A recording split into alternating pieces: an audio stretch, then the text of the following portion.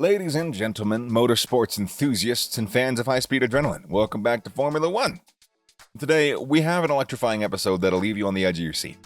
Buckle up as we delve into the intense world of Formula One to uncover the tumultuous journey of one driver who has found himself in a treacherous position.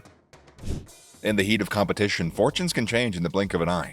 And nobody knows this better than Redbull's Sergio Perez, the seasoned racing star who once stood shoulder to shoulder with the best.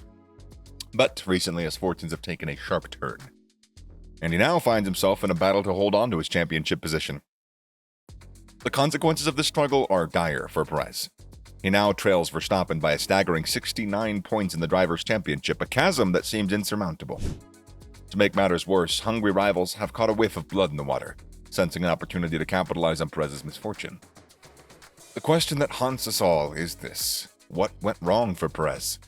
Starting with how Canada became yet another weekend of inconsistency for Perez.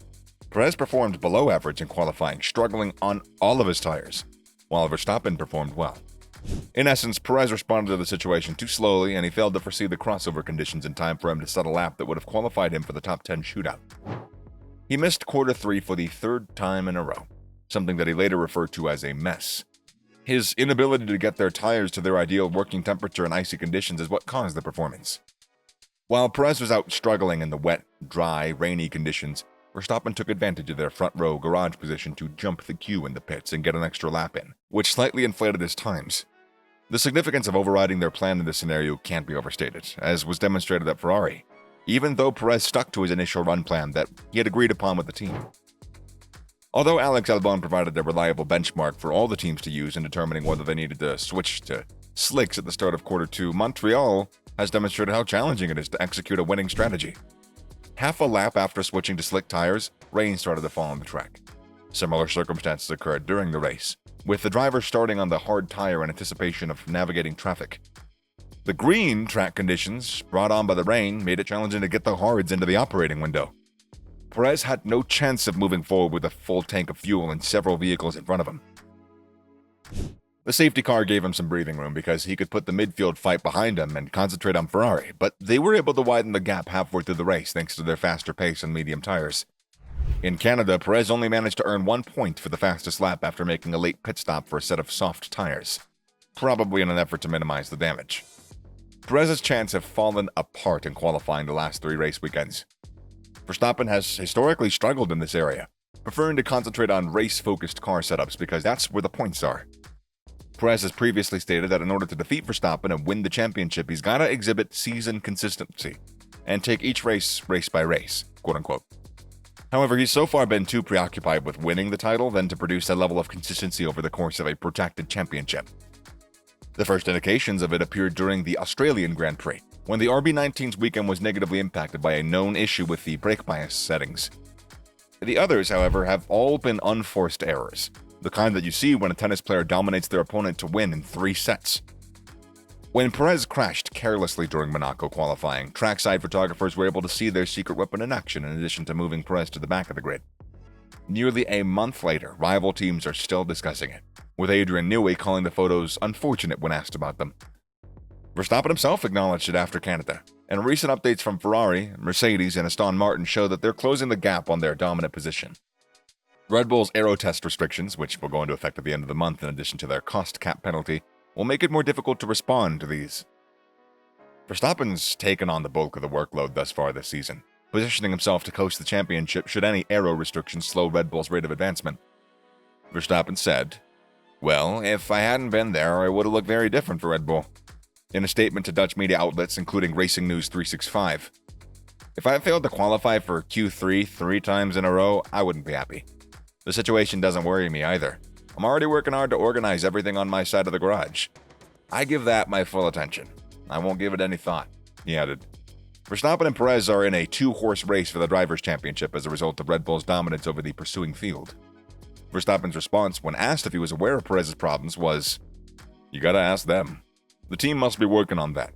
Maybe. Naturally, I was already busy fixing the car on Friday, so I won't give it any thought then. That's not my issue." Sergio Perez has consistently performed worse than Max Verstappen in the same Formula One car, according to Helmut Marko's explanation. When asked why Perez appears to be driving in a slower RB19 than Verstappen, Marko provided a clear explanation. Because Max is Max, the Austrian responded. Even with the best car, only Lewis Hamilton and Fernando Alonso could keep up with them. The three of them are simply the most powerful, and Max stands out, he added.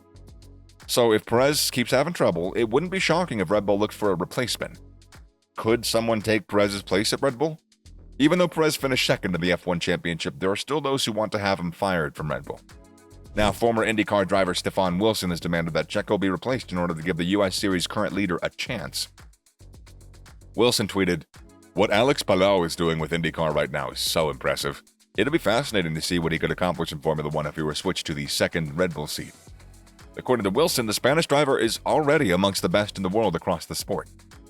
Without a doubt, he ranks amongst the top 5 drivers in the world at the moment. Arguably top 3, Wilson emphasized in a follow-up tweet to the first. With 324 points, the 26-year-old Spaniard is currently 74 points ahead of Marcus Ericsson, his closest rival in the IndyCar standings. Alex Palou is experienced with Formula One and has participated in tests in Barcelona and Austria while driving a McLaren. Additionally, he took Daniel Ricciardo's place during the USGP Practice 1 in 2022. Zach Brown, who chose to name him reserve driver for the working team for 2023 as long as it doesn't interfere with his IndyCar schedule, is already aware of the Catalan's caliber. Alex Palou was one of those chosen by McLaren to be a part of the academy of young drivers of the British team led by Emmanuel Perro, along with the Mexican, Pato O'Ward, and the American, Ugo Chukwum, who compete in the F4 championship in the United Arab Emirates. Given this, it appears unlikely that the Spaniard is going to be able to succeed Checo Perez at Red Bull, as he would first need to come to terms with ending his affiliation with McLaren, who have first dibs on testing him in Formula One. Kravitz believes that if Red Bull were to replace Perez, who has a deal to stay with the Milton Keynes team to the end of 2024, Daniel Ricciardo, who is the team's designated reserve driver, would be the driver to select. Albon also may be considered as a Perez replacement, according to rumors. Albon was praised by Christian Horner, who acknowledged that he watched more of the Williams drivers' races than his own drivers. Albon lost his Red Bull seat to Perez at the end of 2020. Perez's replacement doesn't appear likely to happen anytime soon, though. Currently, Perez's difficult task is to hold on to second place against Hamilton and Alonso, who are both reliable, while also working to close the enormous gap and mount a serious title challenge. The main question remains, is he up to the task, both physically and mentally? I don't know. Well, let us know what you think in the comment section down below. Also, be sure to like the video and subscribe to the channel to stay up to date with all the drama and stuff that's happening in the Formula One paddock. Until we meet next time, my dudes, cheers.